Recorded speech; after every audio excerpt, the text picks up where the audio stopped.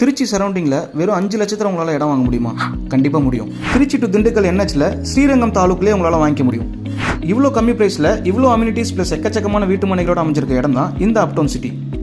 இது ஒரு gated community premium villa plot. இந்த சைட்டை சுற்றி நிறைய ஸ்கூல்ஸ், காலேஜஸ், ஹாஸ்பிட்டல்ஸ் எல்லாமே 5 to 10 minutes ட்ராவல்லே நீங்கள் ஆக்சஸ் பண்ணிக்க முடியும்.